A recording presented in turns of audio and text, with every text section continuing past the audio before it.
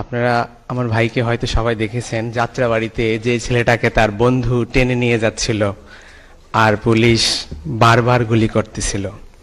প্রিয় সুশীল সমাজের ব্যক্তিগণ সকলে এখানে উপস্থিত আছেন, অন্তর্বর্তীকালীন সরকারের উপদেষ্টারা উপস্থিত আছেন। আমি সকলের কাছে একটাই প্রশ্ন রাখতে চাই। আমি সারা বাংলাদেশের শহীদদের নিয়ে কাজ করি, 500 শতাধিক শহীদ ফ্যামিলি আমার সাথে কানেক্টেড। তারা সকলেরই একটা প্রশ্ন, আদৌ কি আমরা স্বাধীন? আদৌ কি এই হত্যাকাণ্ডগুলোর বিচার হবে? যদি হয়, আজকে 5 মাসে আমরা কি দেখেছি? নিয়ার অ্যাবাউট 1000 মানুষ, মায়ের সন্তান মারা গেছে। একটা হত্যাকাণ্ডে যদি একটা পুলিশ জড়িত থাকে তাহলে 1000 পুলিশ গ্রেফতার হওয়ার কথা ছিল। একটা হত্যাকাণ্ডে যদি 2টা পুলিশ জড়িত থাকে 2000 পুলিশ গ্রেফতার হওয়ার কথা ছিল। এই পর্যন্ত কয়টা পুলিশ গ্রেফতার হয়েছে? আপনাদের কাছে আমি প্রশ্ন রেখে গেলাম। তাহলে কি আমি বলবো না আদৌ কি বিচার হবে? ছাত্রলীগের পোলাপাইনগুলো কি করেছে? হলগুলোতে থাকতে দেয়নি আমাদেরকে। মেসে গিয়ে থেকেছি, হলের আমরা ছাদে গিয়ে লুকাইছি, করিডোরে গিয়ে লুকাইছি। ছাত্রলীগের কেন্দ্রীয় কমিটির কয়জনকে গ্রেফতার করেছে? আপনাদের কাছে আমাদের প্রশ্ন, তাহলে এই যে বলে যে বিচার হবে, আমরা সেটার প্রগ্রেস কোথায় দেখতে পাচ্ছি? আপনাদের কাছে আমি এই প্রশ্নটাই রেখে গেলাম যে বিচার কি আদৌ হবে? এই পর্যন্ত 23টা পুলিশ গ্রেফতার করেছে। কি ম্যাসাকার করেছে পুলিশ? কিভাবে মানবাধিকার লঙ্ঘন করেছে? পুলিশের সিআরপিসি আইন, 144 ধারা আইন, কোন আইনে নাই এভাবে মায়ের সন্তানদেরকে গুলি করে পাখির মতো হত্যা করবে। তারা যেভাবে পারছে বুকে গুলি চালিয়েছে, মাথায় গুলি চালিয়েছে, যে যেভাবে পারছে সেইভাবে গুলি চালিয়েছে।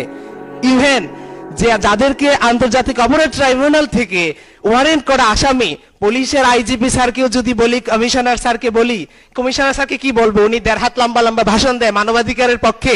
ওনার আপন ভাতিজা যাত্রাবাড়ি জোনাল এডিশনাল এসপি ছিল, সে 2 শতাধিক মায়ের সন্তানকে খুন করেছে।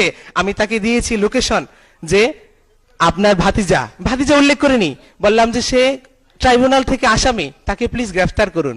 কি করলো? তাহলে আমরা বিচার কোথায় দেখতেছি?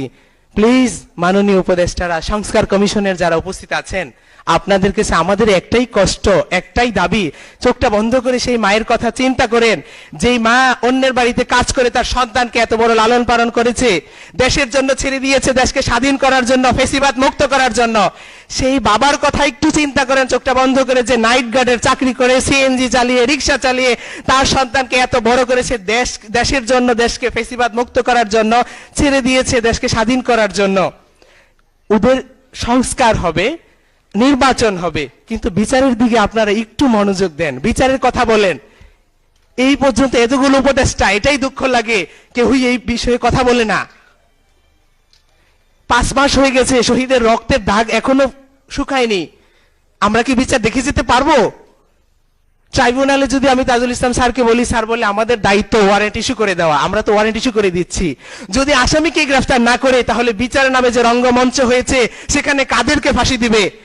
শেখের বেটি হাসিনাকে যদি 1000 বার ফাঁসি দেয়, তাও বাংলার মানুষের মন শান্তি হবে না। কিন্তু তার সাথে তার যে দোষররা ছিল তাদেরকে কখন ফাঁসি দিবেন? তাদেরকে যদি গ্রেফতারই না করেন, তাহলে এই নাটক রঙ্গমঞ্চ বিচার নামে কি আদৌ হবে? আপনাদের কাছে প্রশ্ন রেখে গেলাম। ধন্যবাদ। আসসালামু আলাইকুম।